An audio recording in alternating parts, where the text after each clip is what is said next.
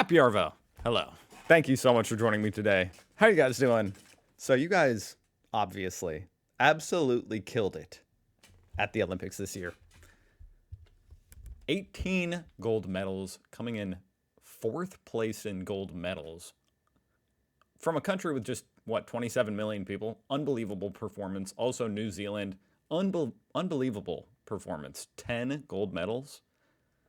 A country with 5 million people, that's 2 gold medals per million people. Crazy performance out of Oceania. But there is one Olympian, one Australian Olympian. Her name, of course, the iconic Raygun, who is making headlines across the world. She's the talk of the town. I keep seeing it over and over and over and over. It's like the story is only getting bigger. And, you know, at first I was like, I don't want to really talk about that because you guys did such an amazing job at the Olympics. People are clowning on this girl, this woman, Mrs. Raygun, because of her breakdancing performance at the Olympics. But it's such a big story, we're going to have to talk about it, guys. We have to dive into this. We have to talk about it. I honestly have quite a few thoughts about it. And there's more that I don't know. We need to learn. We need to go over it first. I mean, of course, any footage from the actual Olympics is subject to getting blocked here on YouTube. So I'm going to have to reenact some of the performance myself for those of you who haven't seen it, because it might get cut out of this video. First of all, she had a couple iconic moves, you know. The kangaroo. She had the alligator, crocodile, chop, snap, snap. All right. I'm done. I'm never doing that again. I hope somebody enjoyed that. But, you know, just in case you hadn't seen it yet, that's what she was doing at the Olympics, which is pretty amazing. And what I really want to know is, how did we get here? How did she get to the Olympics? No offense to her. I'm not a hater. I don't like being a hater. I'm not making fun of anyone, like being a bully. But it is a legit question. How did she get there? Honest question. Okay, just a short video from this channel, Meme Culture. I figured this would be like a good little overview, I assume, of what's going on.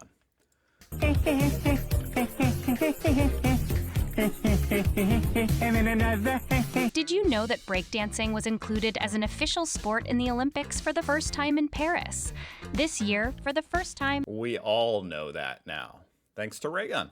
You could watch dancers from different countries show off their breakdancing skills at the Olympics. It's a pretty smart move by the organizers to attract a younger audience who might think the Olympics are boring.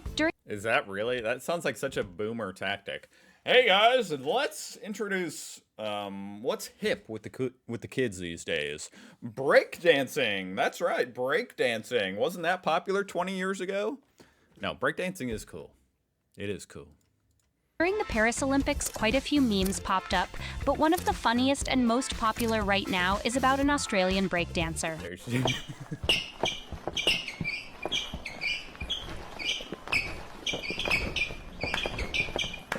Raygun, the stage name of 36-year-old Australian breakdancer Rachel Gunn. Gunn is also a professor at Macquarie University. She's been into breakdancing since 2008, so she's been doing it professionally for almost 15 years. Okay, 2008, she's 36 years old, right? She's been into breakdancing since 2008. So it's not like she started as a young kid or anything. It's kind of confusing, to be honest. One of the main questions I have and I want to answer is, how did she become, is she the best female breakdancer in Australia? Maybe. I could see there being a few different explanations. Maybe breakdancing's just not that popular among Australian females. I'm guessing it's not. I don't know, but maybe it's not. Maybe, well, one explanation that we'll go ahead and debunk right now is that she cheated and that her husband was a judge on the panel that decided who was going to the Olympics. I saw that claim being made, and I did a little bit of research. Here's an article going over some of it. Point is, that's not true. That's just not true. He wasn't.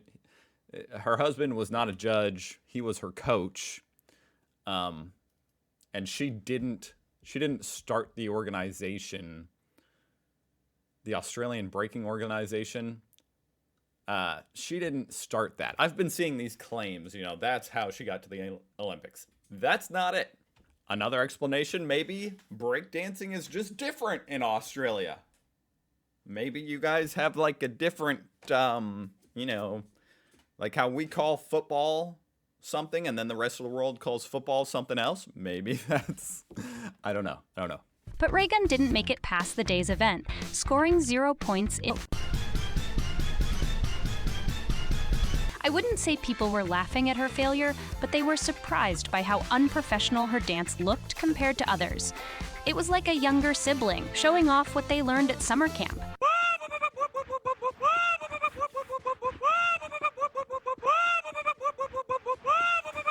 I will say some people, I think there's a fine line between having fun with it and laughing about it and making fun and bullying. That's honestly, I believe there's a fine line.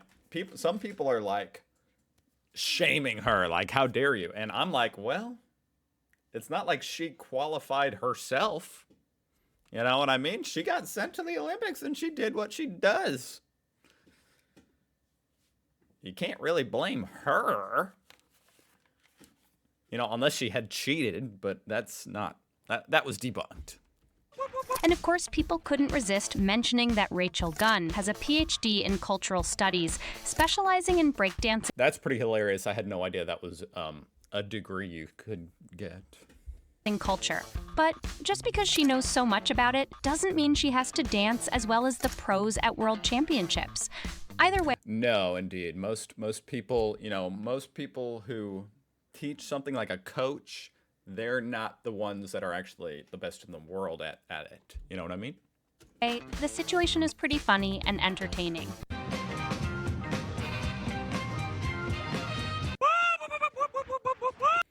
Okay, so that's the situation.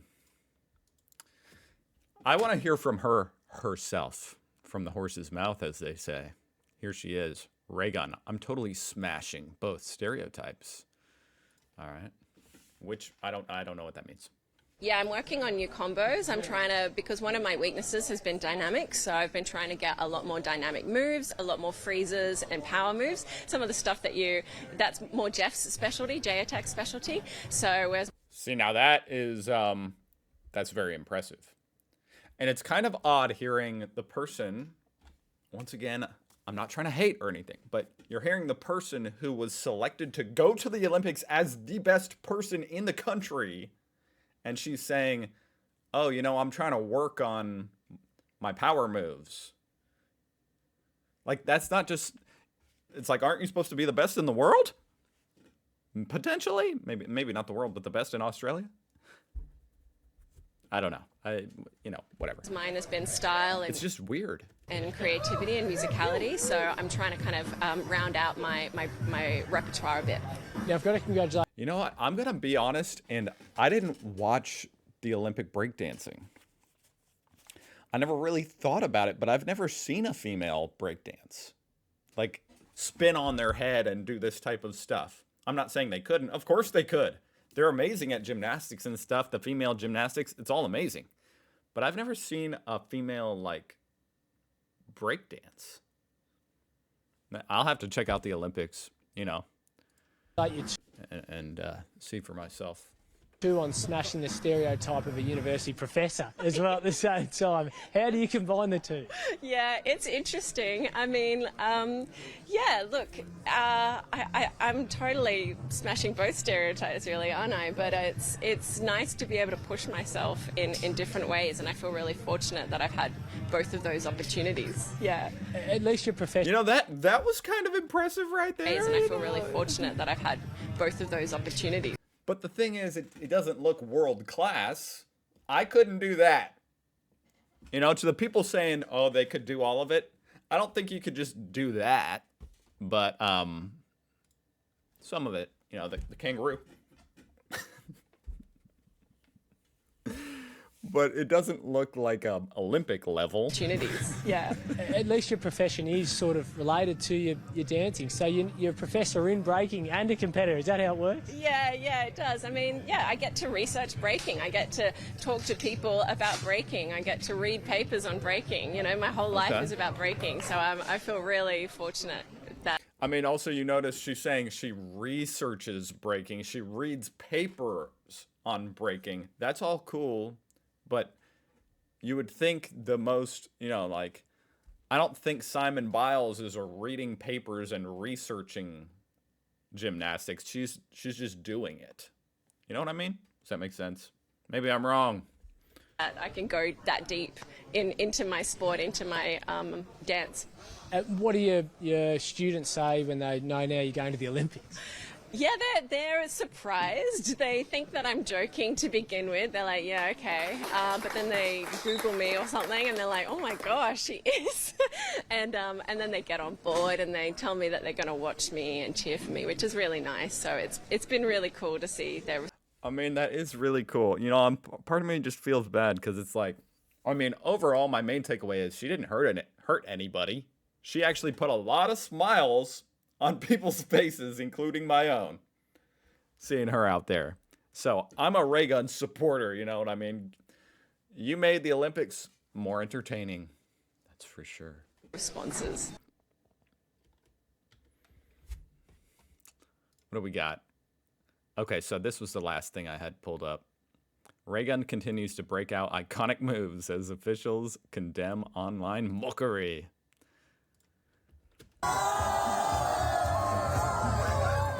This is at the closing ceremony, I guess.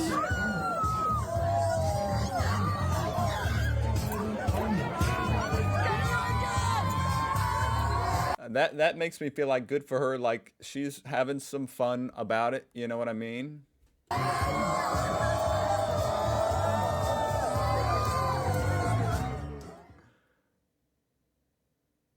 Really?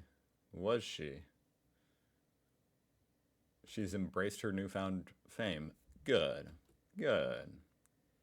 She got inspired by her surroundings, which in this case, for example, was kangaroo, you know, the animal. Like for breaking, like when you look for originality or innovations, you always search outside of dancing, or not always, but many times outside of the dancing, like martial arts, how the animals move or anything. And she was doing this to I did not know that was part of breakdancing, you know, looking at how the animals move. But represent her country, her region, and she created some original moves, which could be maybe funny or entertaining for others, but for us, she basically represented breaking and hip-hop. She was trying to be original and bring something new to the table. I love Rachel, and I think that what has occurred on social media with trolls and keyboard warriors and taking those comments and giving them airtime has been really disappointing. She is the best breakdancer female that we have for Australia.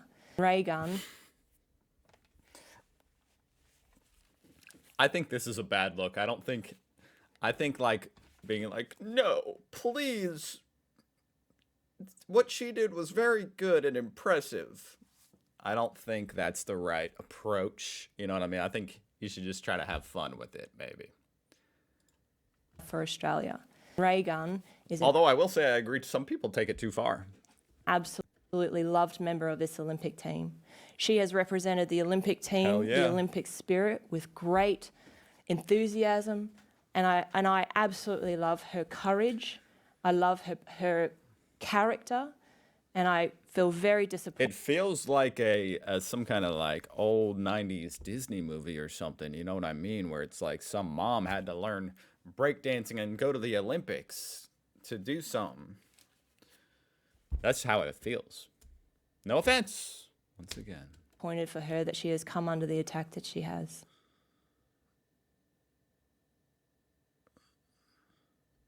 Rachel Gunn. That is a cool name, you know what I mean? Raygun, Rachel Gunn. That's pretty. The fact that she goes by Raygun just makes it, it's literally like a movie, like it was written. It's a beautiful thing. Don't be afraid to be different. Go out there and represent yourself. You never know where that's going to take you. Facts. Okay. All right. I want to know what you guys think, to be honest. You know what? Let's read a couple comments. They're trying to gaslight millions of people into believing what we saw wasn't absolutely cringe and embarrassing. This is why you shouldn't be defensive like this. You know what I mean? This is the type of response you're going to get because people aren't stupid. They're not going to be like, oh, you're right. That was really good. They're going to be like, no, it was bad. But on the flip side, it's just like, it's unnecessarily rude, I will say. We don't need to, like, shame her and be like, get the pitchforks. No, Raygun, your breakdancing was so cringe. LOL, I love the judges talking about how unique she is while giving her 0 points. She's not under attack. She just really sucks at breakdancing, and apparently none of y'all told her. That's a big thing I've been reading, too. It's like, did nobody tell her? You know what I mean? Like, it's kind of a funny point. Nobody was like, hey, Raygun. Maybe don't do it. Don't do it. Don't do it, Raygun. All right. I had a lot of fun with it all. I thought it was extremely, just the world is just so funny. You never know what's going to happen. And that was really, we needed that in 2024. Something a little bit lighthearted. Something to laugh at. Thank you, Raygun. Oh, boy. But what do you guys think?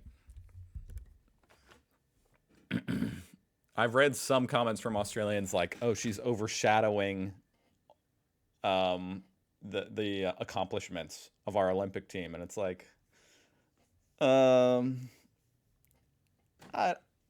hope not. I don't think so. Nothing can take away the fact that you guys did amazing at the Olympics. But yeah, let me know what you guys think. I'll see you guys tomorrow. Bye.